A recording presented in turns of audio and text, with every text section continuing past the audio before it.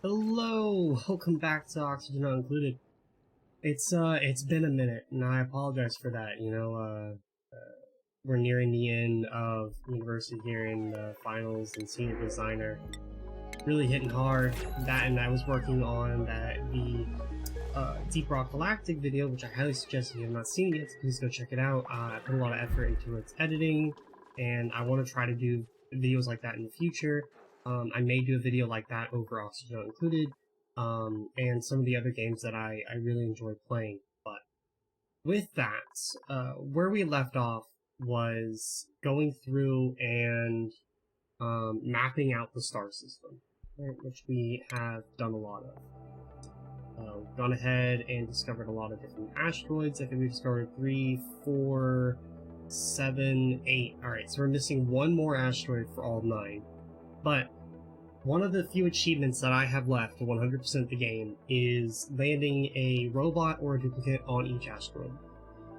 We have landed a duplicate and a robot on, obviously, these 3 asteroids, and this asteroid up here.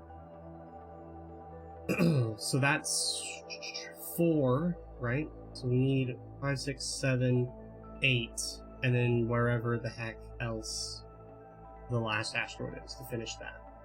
From there, depending on if we have time in this episode, maybe next episode, I want to start working on getting liquid hydrogen and liquid oxygen set up so we can start getting some hydrogen rockets, so our main rockets from the main asteroid can actually go further out, hopefully.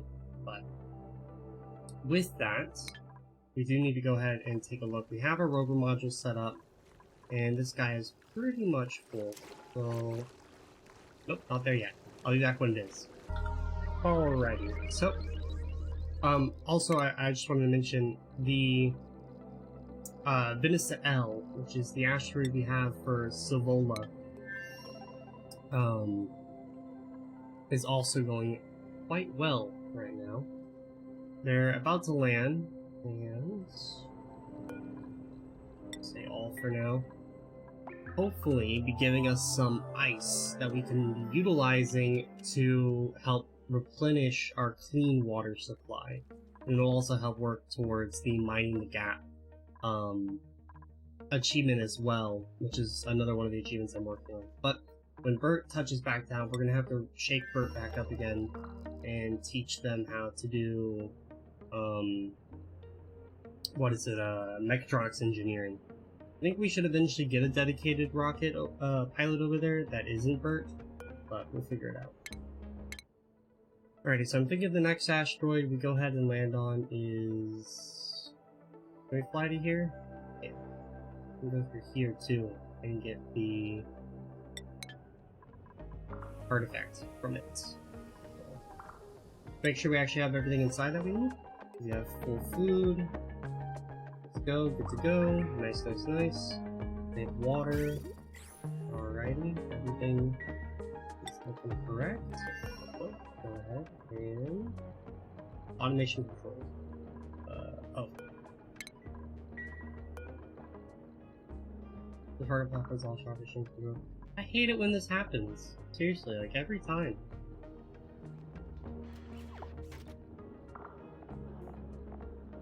There it goes. Because you can't technically launch it manually. You have this thing prepared it, so didn't ruin our liquids. However, it did melt our power cable. I'm starting to think that I'm gonna have to just put this rocket in an atmosphere so that I can cool it, because these cables are continuously melting. I guarantee you, yep, lost the automation cable again too, so that'll be fun to deal with. But we are launched. We are good to go. Three rockets out right now.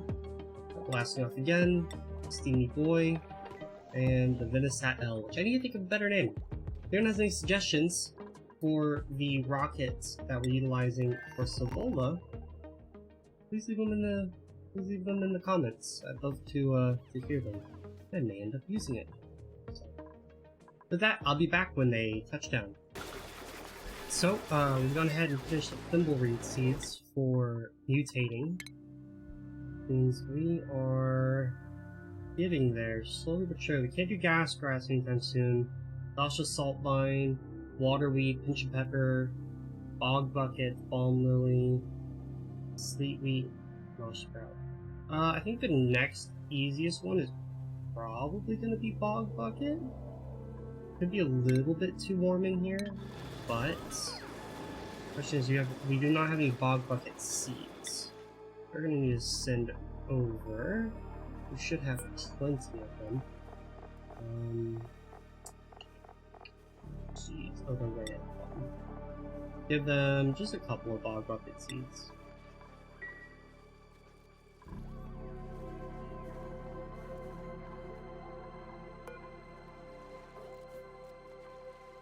Okay, 49 is plenty. It's more than enough. There we go. We'll go ahead and let those guys start. And then over here on Silvola, we got ahead and set up Skill Scrubber. We'll throw Bert in here and gonna shake up Bert a little bit. And then we're still mining, obviously, from Sandy Moorfield to Steamy Boy. And we're blasting off again, making our way to the water asteroid. Okay. So blasting off again is in orbit, so we can go ahead and deploy our rover module. We'll just throw that bad boy there. And with that, we can go ahead and send blasting off again back home. Hopefully. Yep. Okay, we now officially have a rover, which means that we should one more planet in Cluster Conquest. 5 of 9 planetoids. Nice. We're at 161,000 of a million, and we're working on GMO A-OK. So, this will be definitely an interesting planet to be working with in the future. That's for certain. Go ahead and just get a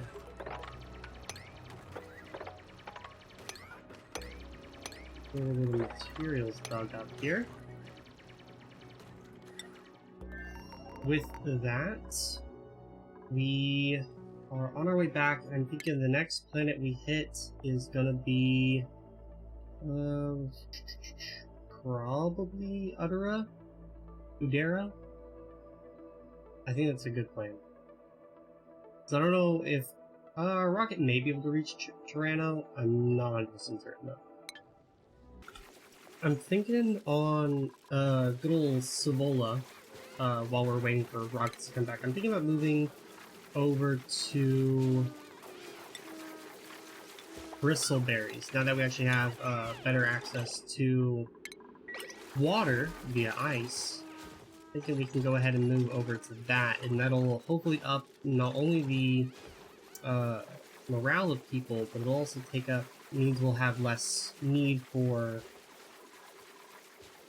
hydroponic farms, right? We won't need as many of them, because I believe it's a ratio of 500 mealwood or 5 mealwood for 1 duplicate, 3 bristle blossom for 1 duplicate. If I'm not mistaken. So the plant itself is too high, and we need a light source. So we're gonna have 5 duplicates, maybe 6, so it's gonna be, I think, around 18. We'll get that up to an even 20. We'll call it there.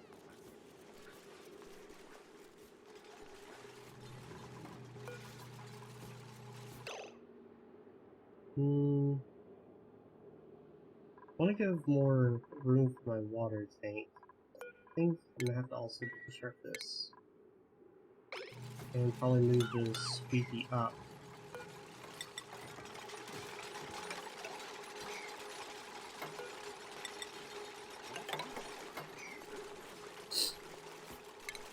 Alright, then we can go ahead and get rid of everything below. So, real quickly, we got the farm set up over here. It's starting to grow. Back on our main asteroid, we have been filling this tank up with polluted water. As this cool salt slush geyser goes dormant, then it's not providing enough liquid for our oxygen, so we pull from the cool slush. However, the cool slush is also providing polluted water to help feed the crops on Greasebow. And that's causing this tank to deplete very quickly, right? And the crops aren't getting the proper water. And we're building up quite a substantial amount of liquids down here. So the plan is to actually, and I've already started building it, is to just take the clean water and just kind of make that the alternative to top off. Unreachable build. They're not... Oh. There you go, that should do it. They'll be able to finish that. But yeah, this will be the alternative to topping the liquid off. Basically, you know, if this hydro sensor says, oh, the water's dipped below here, open up this liquid vent, let clean water come in to fill it up, you know, when this guy, for example, goes dormant. And we can actually start utilizing some of this water that we're building up down here with our kind of infinite water generation, utilizing these steam engines. Blasting off again seems to be back in action. I don't understand. I fly this thing through places that have artifacts. It just doesn't pick them up. It's quite annoying, but whatever. I'm gonna reset up the automation here and go ahead and get that started again. Alrighty, so I'm thinking next asteroid we land on is going to be our niobium asteroid. Only just because with that asteroid we can hopefully maybe get a better look and understanding on what we need to do to start getting some niobium, because I know that may be required to make a machine to make liquid hydrogen, liquid oxygen. So with that, we are going to go ahead and launch sequence and get that all ready. Wherever Meep is, he's on his way. Come on. There you go. Watch the absolute radiation just obliterate this place. And the heat, obviously. And there it goes. And let's see the damage. Yep, that's melted. And is our power cord melted? No, that's not. So that's cool. But Steamy Boy, blasting off again, are both off and ready to go. So, I'm gonna go ahead and wait for them to get over there. So we've gone ahead and finished researching the bog jelly, the bog buckets. So we're gonna go ahead and move on to balm lilies. However, balm lilies do require a chlorine environment and a bit warmer temperatures, so I got rid of our Wheeze wort, and we're gonna vacuum out all of this carbon dioxide, and I think we're gonna put in a storage container and put in some bleach stone so we can get some chlorine in here for that. In other news, we are making our way over to Toronto. We'll be there hopefully soon. Alrighty, so our rocket is in orbit, so we can go ahead and deploy our rover module. And there we go. Now this asteroid is very, very, very hostile, but if we take our rover and move him, can we move him somewhere specific? No, okay. Somebody don't mind that? No, okay. Julio. I think we can maybe get away with going through this area. Maybe come down here and get to the building. But either way, that is another planetoid with us landing on it. So we're gonna go ahead and make our way back. How do we want to do this? I guess we can go this way. And then I think after that, we're gonna go ahead and make our way to the Frigista ice asteroid. So what I didn't notice earlier is we actually found a facilitator recharger, like a battery from the artifact that we analyzed. So I think we can go ahead I'm thinking... I don't know what to do. I know we've done Stinky. I think we've done Bubbles. Oh, it's so hard to remember who's gotten in and who hasn't. I'll just give it to Ada. We'll give it to Ada. Why not? Maybe it'll breathe less of our oxygen.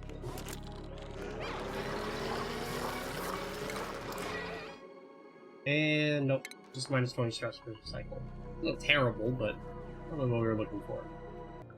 Alrighty, we are launching off to the Arctic asteroid, the snow asteroid, to go ahead and get that one out of the way. In the meantime, our bomb lily seeds are growing quite well, and on top of that, I found out that our poor rover and rover module got melted because the obsidian is 1552 degrees Celsius. So they just cease to exist now. So I thought that was kind of funny, but I will be back once we put in a guy on Phrygia. Alrighty, we are in orbit. So we can go ahead and deploy our rover module. And nice. Alrighty. We can go ahead and tell blasting off again. So I have 13 tiles left. It's 6 to get back home. I think I can do a little bit further exploration to try to get this unknown object and this unknown object discovered before we make it back to our main asteroid.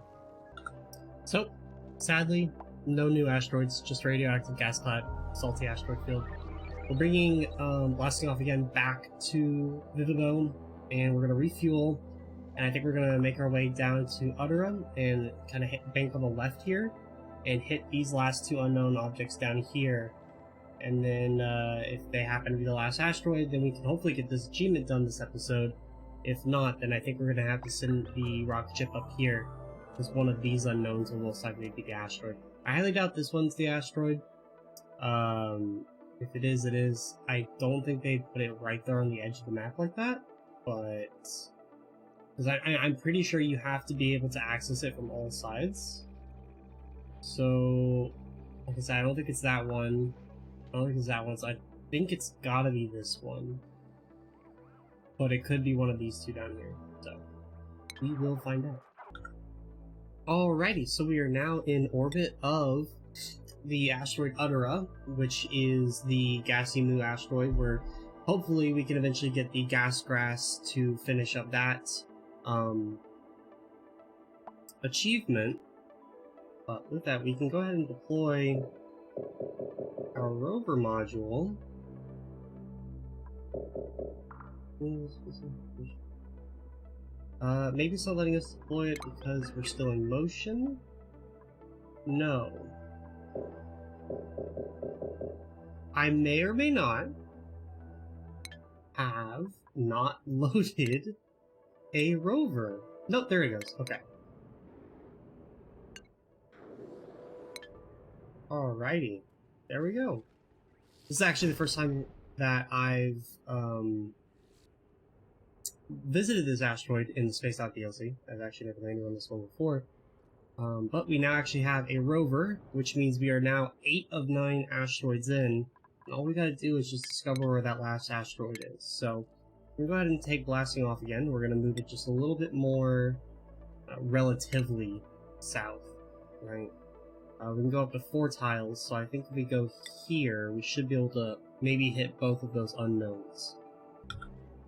Alrighty, so I gone ahead and let the rocket sit there for a little while and discover our 2 places of interest on the map, and one of them does happen to be the very last asteroid, known as Meteorellin. I'm actually a little unaware of this asteroid specifically. From what I understand, is it's a regolith asteroid that has the base game meteor showers that a lot of the other asteroids lack. with that, it does have an incredible useful filtration material, which I assume is just talking about regolith. So I think the only source of niobium is probably going to be our asteroid way up here with the niobium volcano, and it'll most likely also have, of course, niobium veins.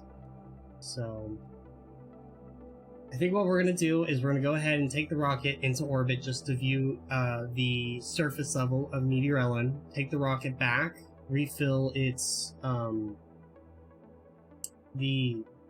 are they called? Rovers. Come back, land a rover on it, get that achievement finished, and then we can go ahead and start looking towards getting an actual duplicate landed on our asteroid up here in the top right. So we can start working on maybe getting some niobium that we can take back to our main base to work on liquid oxygen, liquid hydrogen. On top of that, we have officially run out of granite, or well, close to run out of granite, and our igneous rock situation is not very well, not a whole lot better with only 40 tons, and our sedimentary rock is only at 290 tons. Now we do have a steady supply of sandstone, which I'm thinking at this point we're not utilizing the coal from the stone hatches, instead we're just utilizing them for food. So I think we can actually transition back over into normal hatches and start giving them a steady diet of sandstone, which is what I think I'm going to slowly start doing by obviously removing all these stone hatch eggs. And I can get this last one and replace it with just normal hatchling eggs. And go ahead and copy the settings there and there. And that will start helping produce some normal hatchlings instead of stone hatchlings. We can also go ahead and do a bit of a purge here and get rid of all these stone hatchlings that are in this room. And then with that, let's go ahead and sweep up these eggs. And we'll allow... I think it's actually in here, allow manual use. Yes.